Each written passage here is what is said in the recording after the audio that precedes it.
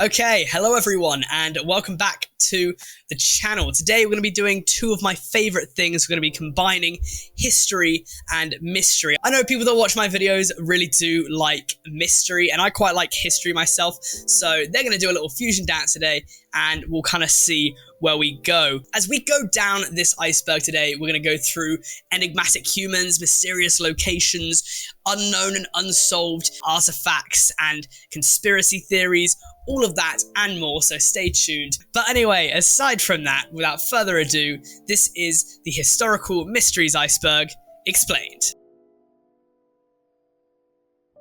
Alrighty then, shooting from a new location now, we're going to go through this. So John Callahan was the creator of this iceberg, and he separated the entries into different tiers. And so up first, we have historical kind of misconceptions and things that people kind of get wrong or just are plain weird. It's a very miscellaneous category. And the very first thing is elephants in the Battle of Gaza. And when we think of elephants, really, when it comes to war, people always kind of assume that they would be very, very good at war. We kind of think that because they're the biggest animal, they would be the most ferocious. But the Battle of Gaza proved that even in 300 BC, war elephants just aren't that useful. The battle was fought between Ptolemy of Egypt and Demetrius of Macedon, and whilst Ptolemy had 43 war elephants, he still lost the battle, quite badly in fact, because whilst you would think that if you go into a war with 43 war elephants, the opponent might get scared, maybe a few of them would abandon ship and run away, what actually happened was that the Macedon forces were just able to start killing these elephants, and this caused the Ptolemaic forces to kind of retreat. They were scared, and in the end 43 elephants walked into the battle, 0 came out. They were absolutely wiped out. So war elephants, not actually a great choice. Okay, yeah, so moving down this iceberg now, we're going to talk about Napoleon's true height, and this is one of those kind of things that school kind of taught you wrong entries, and there was propaganda back when Napoleon was knocking about that he was a very short man. There's been an entire complex that is kind of designed for like short, angry men called the Napoleon complex. It's named after him. Napoleon was actually 5'2", and whilst you might kind of go, that's still very short, and it is. Even me as a short guy, I can say 5'2" is like even shorter. But he was only 5'2" in French inches, which is very much different to the rest of, I guess, the English inches, or like the rest of the world inches that we use. In actuality, he was probably about 5'6" or 5'7" in today's standards. And again, you might go 5'6", 5'7", that is short. And again, it is for today's standards, because back when Napoleon was conquering Europe, 5'6" to 5'7" was about average height. So he was never actually short, it was just that he was made a victim of propaganda by the English. Did you know that the Pyramids didn't actually use slaves? I recently had so confidently brought up to my friend who studies history that the pyramids were built by slaves, and he completely destroyed me because he studies history, he knows his onions. They didn't actually. From my understanding, the story is that the Jews were enslaved by the Egyptians to make the pyramids. And this isn't exactly true, because the people that actually made the pyramids were farmers. Farmers who, I guess, in the off-season were brought in to build the slaves. That's at least what I found online. I'm sure there'll be some sort of history nerd in the comments saying I'm wrong. Perhaps I'm wrong, but that is at least what I found on the internet, so go nerdy down in the comments, try your best. Roman emperors, we got Roman emperor's true title up next, and another misconception we have today, because Roman emperors were not called emperors at the time. We have a list here. So we have Principus Senatus, Consul, and Pontifex Maximus, I believe that says. So they weren't actually called empress or emperor. They had a slew of different names that meant different things, like you will be emperor one day will be Ximenes, Zamanus, and, you know, wise and fair emperor was like Babidus, Bubidus. You know, it's they weren't actually called emperor though. Sparta was never conquered by Alexander the Great. So this is a story that I kind of researched, and I got to the bottom of why Alexander the Great never conquered Sparta, and it was because he didn't actually need to. when Alexander the Great was roaming around, Sparta was not the kind of 300 that you would see. It was a shadow of its former self. And Alexander the Great had conquered the entirety of Greece. But all of the kind of different constituencies, I guess, let him in. They were like, okay, yeah, you're going to conquer us. Come on in. We're not going to put up a fight. All except for Sparta, who said, no, we're not going to let you in. And Sparta was very easily defended. But if Alexander the Great had conquered Sparta, he might lose a few men and a lot of resources. Sparta weren't a threat at all to Alexander the Great or his army. They didn't have anything he needed either. They didn't have any resources that he needed. So he didn't really care to conquer them. And to be honest, that's more of an insult that they're not even worth conquering. So that's what happened with Sparta. He never actually conquered them, but he basically did. And he also made them join all of his kind of economic treaties or pacts or whatever. Again, please let it be known that I am not a history student, so I'm only kind of reading stuff online, putting it into my own words, and so I might let a word slip that, you know, people are like, oh, yeah, that's not right. Don't waste your time, don't waste your breath. The origin of the Celts is something that is actually kind of interesting to me, because we always assume Celts to be Irish, Scottish, kind of like Northern English, that kind of area.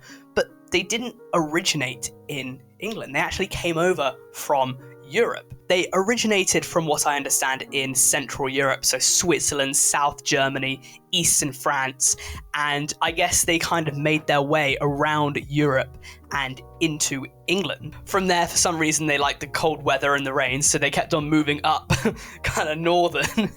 And I believe that the reason why they're so synonymous with Scotland and kind of Ireland is because they had a bigger impact on the culture and the way of the world there. They also, I think they were around there for a lot longer than they were in Central Europe, because the Romans had just come and completely annihilated Central Europe, and they didn't even touch Scotland either. So I believe that the Celts are kind of synonymous with the British Isles because they had more impact there and they were around for a lot longer than the rest of Europe. So the Greeks competed naked in the Olympic sports, and I'm not sure if this one's a misconception, because if it is, then I've been misconceived. The only stuff I could find online was that they did compete naked at the Olympics, and so I'm going to assume that this is more about kind of the weird and wacky of the ancient world. But the Greeks, as far as I understand, went naked at the Olympics because they wanted to prove themselves. They wanted to prove how muscular and athletic and fit they were to the gods. They thought that presenting their body's natural aura would be presenting their body's natural strength. And because they didn't have the same kind of taboos on nudity that we do today, that was kind of allowed. So it's an interesting thing. That's kind of what they did. They just strip naked, kind of do a bit of tug of war, maybe a bit of wrestling, you know. The next entry I'm going to cover is another weird one, and it's also about Napoleon again. And I don't think this one is a misconception just because I've seen it again all over the internet that it did happen. But did you know that Napoleon once lost a battle to rabbits? So he had just, I think he had ended the Fourth Coalition in a resounding victory. He had defeated Austria and Russia, and victory was Napoleon's. And so he told one of his generals to go out and get a bunch of rabbits. As to celebrate, he wanted to let them go from their cages and just start shooting at them. And the story goes that the general came back with hundreds, if not even thousands of rabbits, you know. And so they open the cages and the rabbits go out. Here's the thing though, the rabbits that Napoleon got were domesticated rabbits, and they thought that Napoleon had a sweet little treat for them. So I'm talking 1,000 rabbits start running at Napoleon, and him and his kind of generals have to retreat. And so in a way, he kind of lost a battle to rabbits, and I don't think that this one is propaganda. I think this one's actually real. It's just more in the weird and wacky. But again, I'm not a history student. Don't quote me on that. So we're going to move on to the next section of this iceberg, and this one's more about mysterious locations. I've already covered a video on mysterious locations in the past, so definitely do go watch that if you like the next kind of 10 minutes. But these mysterious locations are throughout history. We're talking ancient places, places that might not exist, places that did exist but don't anymore, all of that and more. So that's what we're going to cover right now. So up first we have the Hanging Gardens of Babylon. The Hanging Gardens were seen as a remarkable piece of architectural art that was years beyond its time. And the thing that makes this so mysterious is that we don't actually know where they were, if they existed at all. A lot of people think that it was destroyed as a result of war. Babylon obviously being in a section of the world that has been war-torn forever. So even if it was kind of kicking around, I'm sure by these days it would probably just be a bit of rubble. A couple of years ago though, they found evidence of a hanging garden outside of Babylon. And so the question remains, was this another Hanging Gardens, or was this the one they were talking about? Did they get the location wrong? There's so many mysteries and little things here and there that we just don't know about it, but hopefully within time we might be able to find out. I'm British, if you can't tell. And one of the great things about Britain, one of the reasons why historically it has been one of, if not the most powerful country in the world, is because it's an island nation. What being a large island nation has done for us, though, is it's put water between us and the rest of the world. Napoleon couldn't ever cross the channel, neither could Hitler. It forced us to take to the seas and explore the world. And then it just so happens that we went around the world colonizing everything. But the point still stands that being separate from the rest of the world, being isolated, has had its advantages, particularly in war and that. But did you know that up until 6500 BC, Doggerland existed? And what Doggerland was it was a place to connect Great Britain to Europe. It actually went Netherlands, Doggerland, and you could actually walk from France to the UK. The theory is that sea levels rose and it kind of swallowed up Doggerland a couple thousand years ago. But nonetheless, I think it's fascinating to think, first of all, who was living there? Because those people would either be kind of like sunk to the depths of the ocean or they'd have to move.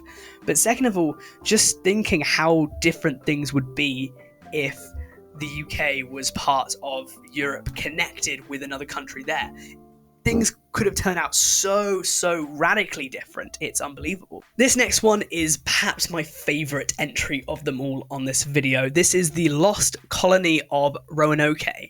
And again, if I pronounce anything wrong, I don't know how to pronounce anything, but so a lot of people don't know this, but the first attempt to form a settlement in the United States from the British wasn't actually in 1607, but 1583. That was the first colony then, and then a second one in 1585. This second colony was kind of led by a man named John White. And so John took 120 people from the UK to the United States and then went back to get some more supplies. In the few months that he left and came back, he returned to a completely deserted settlement.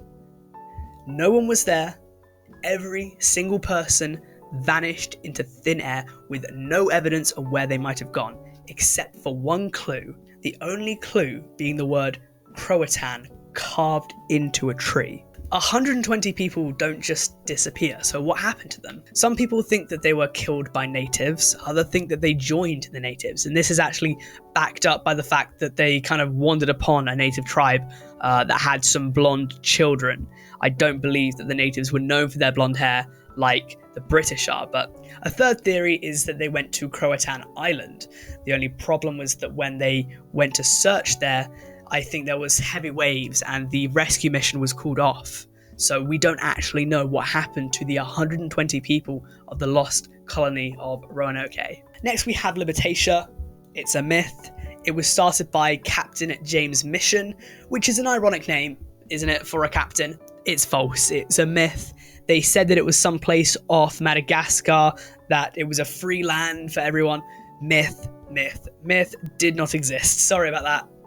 Cut it short. So yeah, Sheba. Sheba is an unknown kingdom that is mentioned in many holy books. So this is quite interesting because it's not just mentioned in the Jewish, it's not just mentioned in the Christian. I think it's also mentioned in the Muslim holy book, all three of them. So Sheba is a kingdom that they refer to. It's got a queen there, the Queen of Sheba, who we will get into later.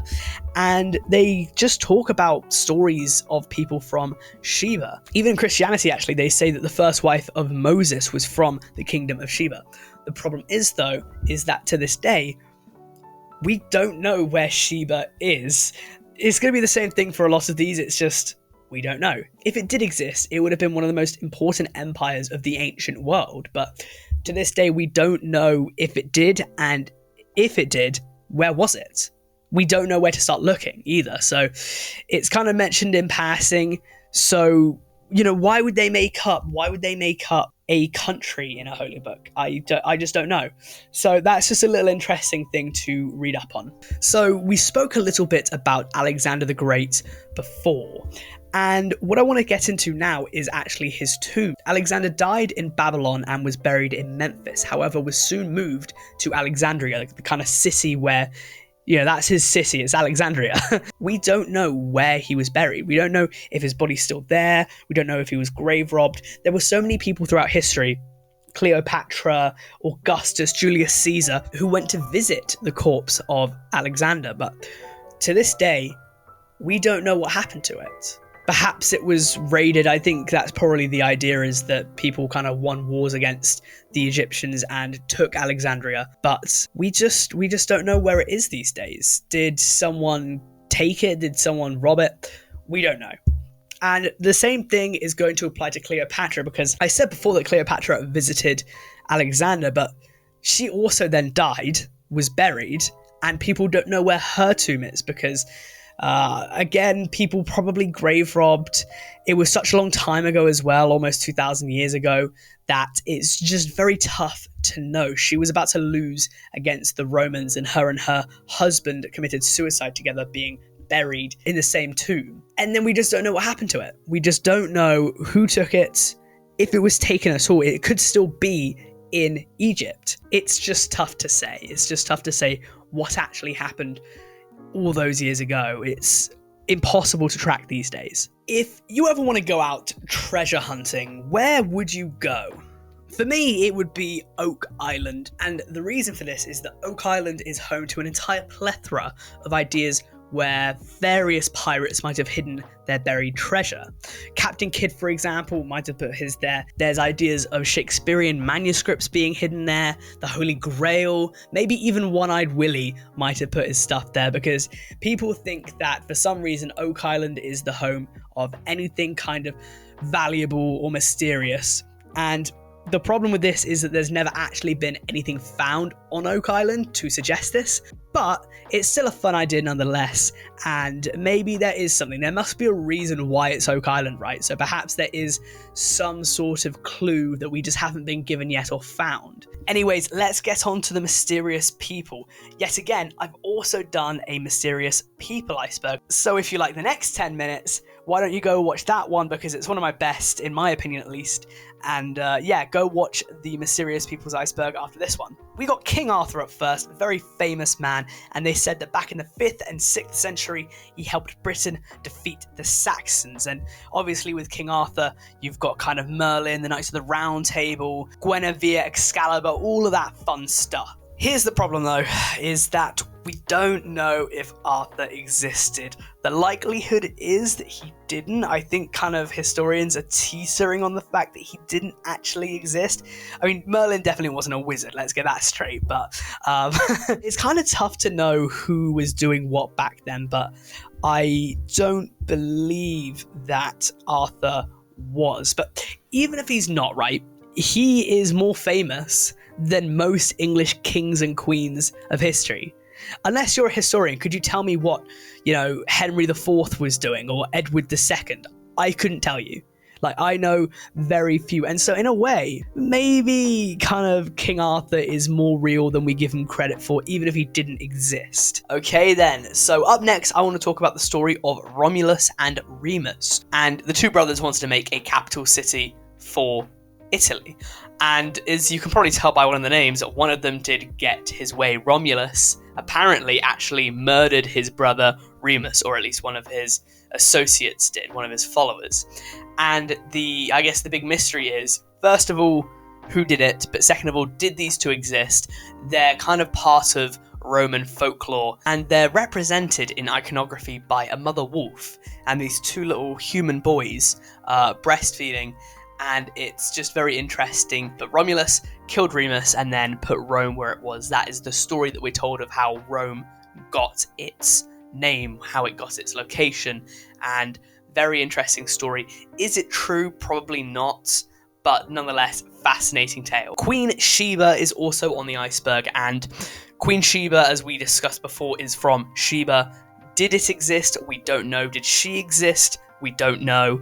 She's mentioned again in the holy books, but whether or not she actually existed is another question. Speaking of the holy books, we're going to take a little tour down religion, and what I want to talk about next is the idea of the myth, because back in the day, maybe some things that we learn about aren't true, but a lot of them I think do have elements of truth that have just been embellished over time. And one of the ones I want to talk about is kind of like David and Goliath, for example. They say that Goliath was 6 cubits and a span tall, which actually roughly kind of works out to about 9 foot or 10 foot. He wasn't. No one even today is 9 foot tall, but I think what they were trying to get at is that Goliath was huge, bigger than anything they had ever seen. He was probably, if he existed, Goliath was probably about like 6'5", maybe taller, because back in those days, people were about 5'6", 5'7", 5'5". That was the average height for a man. And so I think that David was probably even shorter, and Goliath was just huge. I think he was like, even for today's standards, just a very tall man. So perhaps a very small guy did somehow beat up a huge man, and that's the kind of kernel of truth that the entire story is based around, embellished and exaggerated in future tellings. It's not that abstract that could be the case, but regardless, that is something interesting, and something I wanted to talk about was the embellishment of stories that happened in ancient times. Let's talk about Edward V up next, number 5. And the thing is with Edward V is that he was actually only king for about 3 months before he disappeared forever. He was 12 years old at the time, and he and his brother were, I guess, in line for the throne. Their father had recently died, and they were left in the care of good old Uncle Richard III. Richard III killed them. Richard III, as far as we know, locked them up in the Tower of London and killed them, because he, after those two, would be next in line. And then Richard III went and lost a big battle, and his name has been thrown through the mud throughout history because of it. He lost to the Tudors. However, despite the likelihood being that Edward V was killed by Richard III, it's not for certain. We don't know for absolute certain, and so some people have devised various theories about what actually happened to the boys in the tower. Some people think that they were just locked in there, and then Henry VII defeated Richard III and killed them afterwards. Some people believe that they fled. Some people believe this and that. The likelihood is that they were killed, but again, because you don't know for certain, it leaves reasonable doubt. Something could have happened, even if it is just like a 1% chance. As I said, I've already mentioned a good few of these in a previous video, so definitely do go watch that one after this. But now we're going to move on to the next topic, which is ancient civilizations. And first in the ancient civilizations, we have the Mycenae. You see, before the ancient Greeks came the Mycenae in the Bronze Age.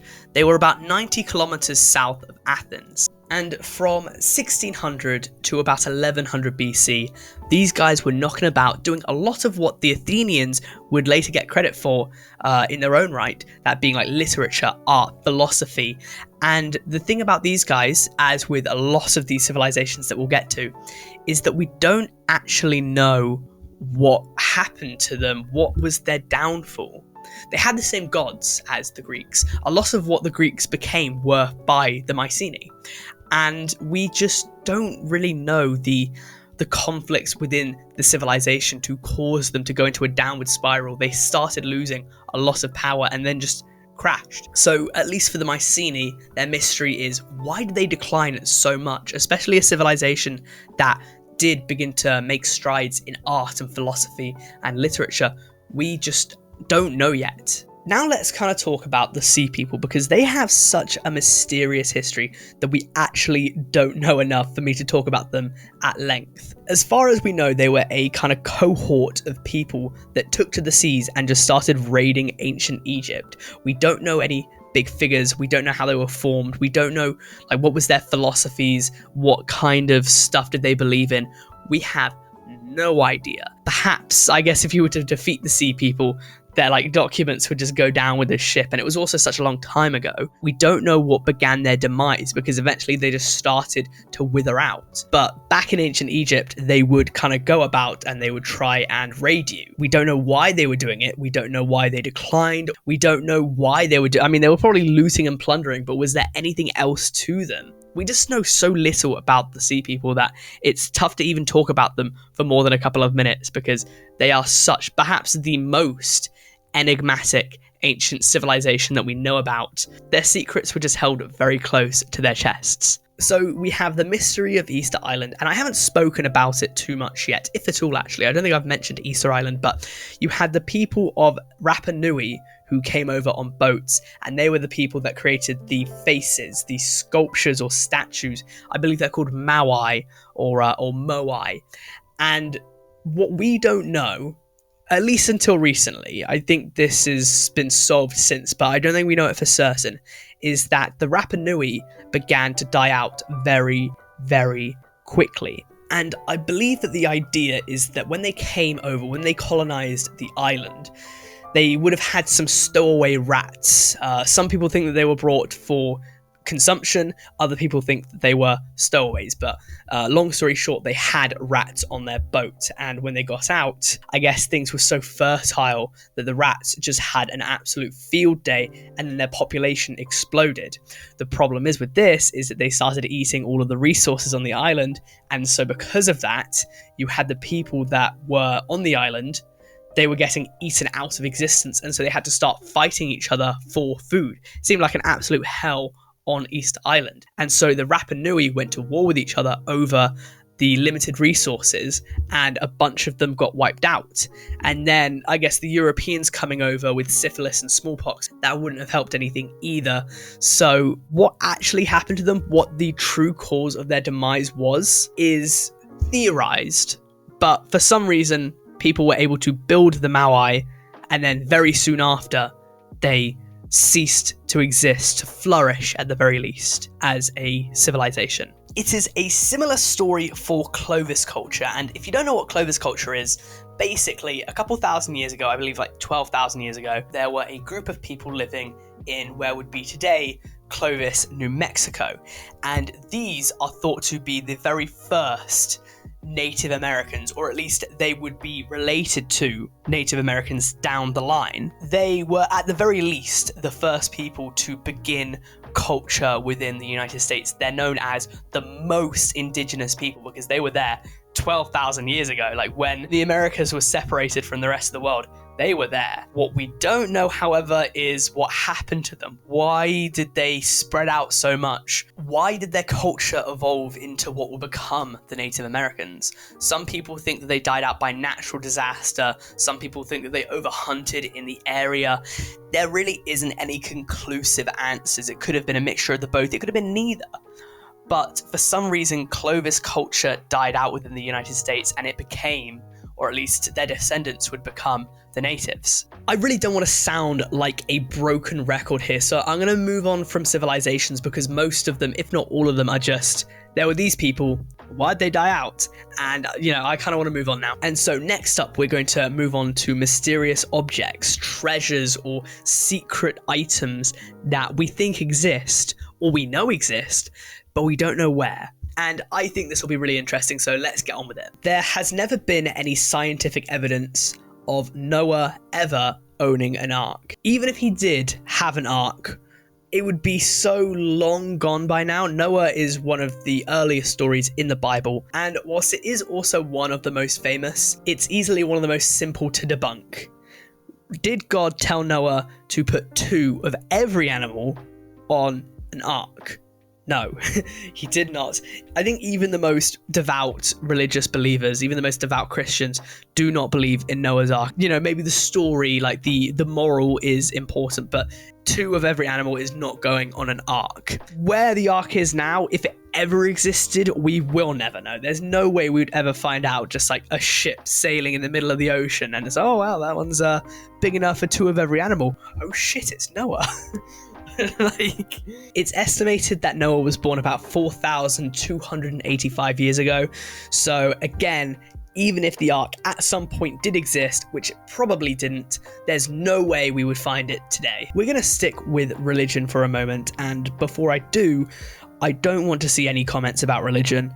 Whether you're for or against it, I don't care. And whether you're trying to shit on someone else's, that's going to be deleted instantly. So the 10 Commandments are up next, and it's kind of a similar story where the 10 Commandments happened in the Old Testament. The story of the 10 Commandments roughly happened about 3,400 years ago, and so even if the kind of tablets, the stone that the 10 Commandments were written in, were real, somewhere along the way it would have been destroyed if it did exist, and so we won't ever find the 10 Commandments, at least not the original slate. And that is a shame, because if it did exist, I'm sure it would be such a marvel to behold. But unfortunately, we don't know where it is, if it's even a thing anymore at all, if it ever existed in the first place as well. The Library of Alexandria is up next, and I was going to do a video on it, a Tales of Lost Media, quite a while ago, but that never ended up happening because it lost a poll just by a couple of percentage points.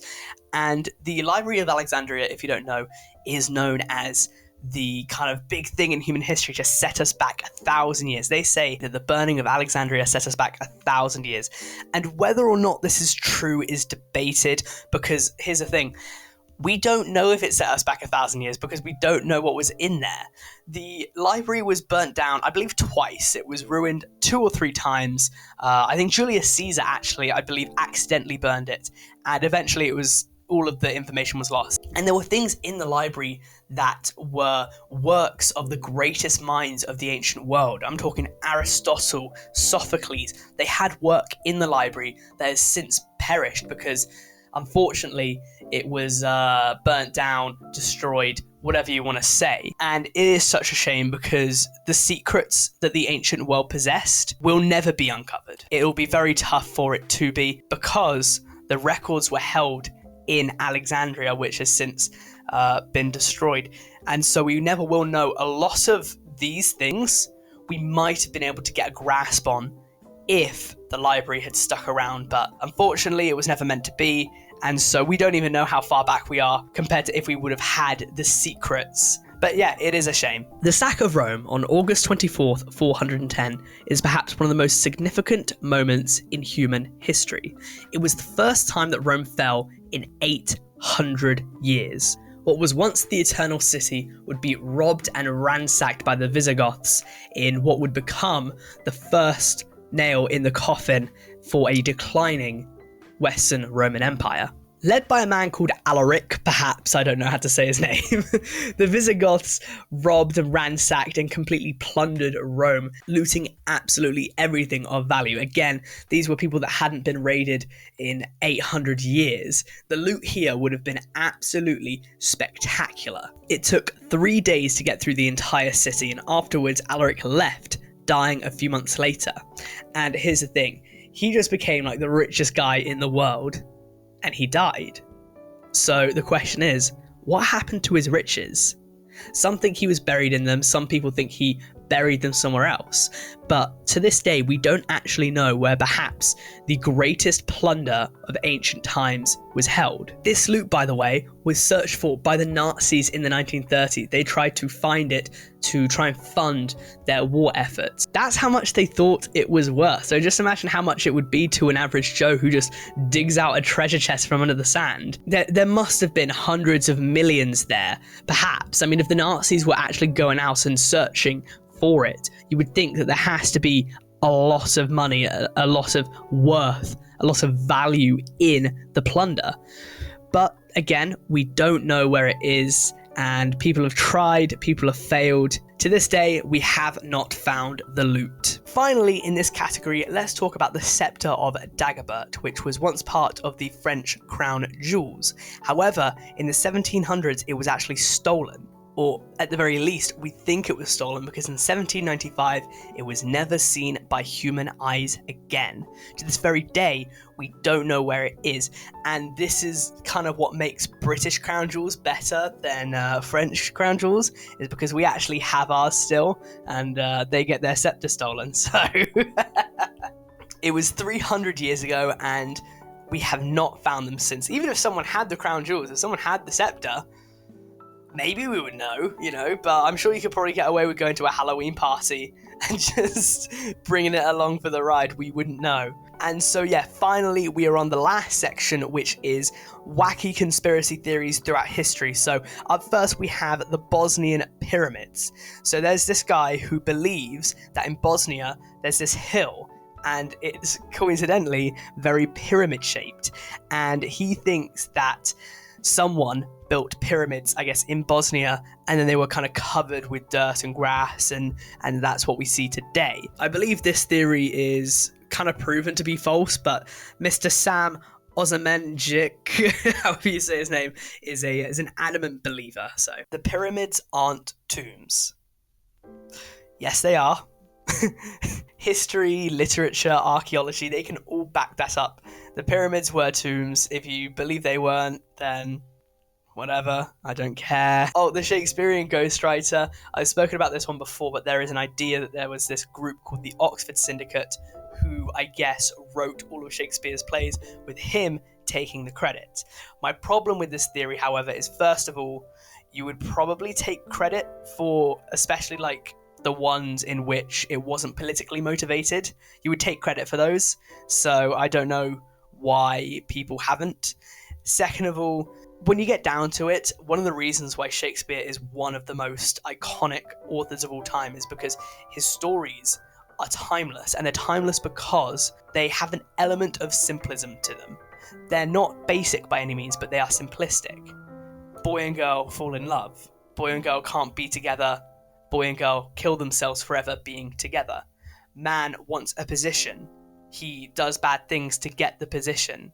Wife wants him to get the position. She does bad things to get him the position. Eventually, someone had to write Romeo and Juliet, and that guy was Shakespeare, as far as we know. I mean, definitely out of all of these, this is one of the conspiracy theories where it could have been a group of people working together, but I still kind of feel like it's overblown a bit. This next one's quite interesting, but I don't know if I fully grasped it, so I'm sure there'll be a couple of angry comments. Bring them on. But the Black Death is used as a biological weapon. I believe that this is referring to Genghis Khan, who would tie bodies to cannons and then they would shoot them. The bodies obviously being infected with the Black Death, and the belief was that if you smell them, you will get the disease. They didn't know it was actually germs and kind of bacteria. But by shooting them over the walls of city gates under siege, you would be able to try and infect that city with the Black Death, therefore kind of using it as a weapon. Genghis Khan was a pretty evil man. Jesus was Indo-European, and this has been a myth that has plagued the West for such a long time. I understand that different countries and stuff throughout the world paint characters as from their own kind of place. Jesus, however, was not white. He was born in Israel. He was brown. Joan of Arc's mental problems. So if you don't know the story of Joan of Arc, or at least you want a refresher, she was a young girl who from the ages of like 12 to 13 said that she kept on hearing God's voice speak to her. She was seeing visions and she was hearing voices in her head, where modern historians these days say that she might have actually had schizophrenia and she might have been hearing voices that weren't actually there, that weren't actually God. It really depends on, do you think that A, was she telling the truth, or B, if she was hearing voices, is there a God and do they speak to humans? But either she was telling the truth and she was hearing voices, and if that's the case, then A, God exists, and B, God doesn't. she could have easily been hearing stuff that wasn't actually there. So people these days would say that she might have had some sort of mental problems. Speaking of women and also religion, we have Pope Joan next, who is thought to be the only female pope of all time. And the story goes that she had invaded the Catholic Church posing as a man, climbed up the ranks before eventually Joan became pope. And this would have happened in, I believe, the 800s. So whether or not this is true is hard to verify. I don't know how distinct the records are. I believe that most historians believe that Joan was fake. However, the story then goes on to say that she was discovered for being a woman because she gave birth in front of her colleagues, and then she was either murdered or she died of illness soon after. It's tough to know which one. They never really say. Did this happen? Probably not. I think it's a bit ironic that they would notice her giving birth but not Joan being 9 months pregnant.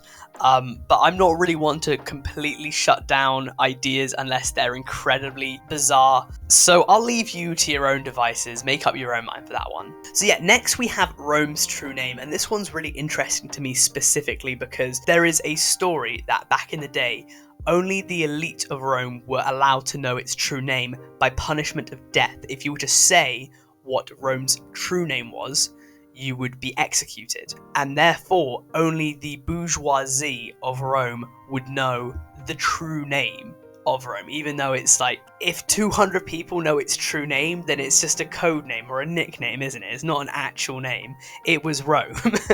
I think the true name was Romulus, after Romulus, but I guess maybe it already was and then it got just shortened to Rome or something. I don't really know Rome history. And yeah, it's an interesting concept of like, yeah, you know the real one. But unfortunately, because it was under such scrutiny, if you say this, you will die, no one ever blabbed, and therefore we don't know today what allegedly the true name was. Humanity's place of origin. So I believe that we've tracked humans down to like the Horn of Africa, but we've never actually specifically been able to find out where we originally come from, what square radius we originate from. Where did we learn to craft fire? Where did we learn to speak? Where did we learn to create some of the things that were essential to human survival? We don't really know for certain. We can kind of pinpoint it down to a general location, but we've never been able to specify. And so this is something that will probably be lost to history unless we can find artifacts that are older than the oldest ones we found. We can only just go off age by artifacts and stuff, so archaeologists help us a lot with that. But if we were to find out, it would be perhaps, this place is the most important place in human history. It has to be, where we came from. This is our origin. And it's a shame that we don't know the specific location, but, mystery is mystery for a reason.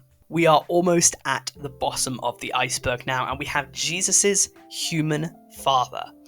If you are a Christian or a Catholic or that kind of, thing, if you believe that Jesus existed, you have two camps. You have the people that believe that God impregnated Mary and she actually was a virgin, and you have people that believe that he must have had a dad. I believe that Jesus is kind of tough to verify, but I am quite sure he actually did exist as a person. Whether or not he was the son of God is yet to be determined. I guess we'll find out in about 100 years, if we're lucky.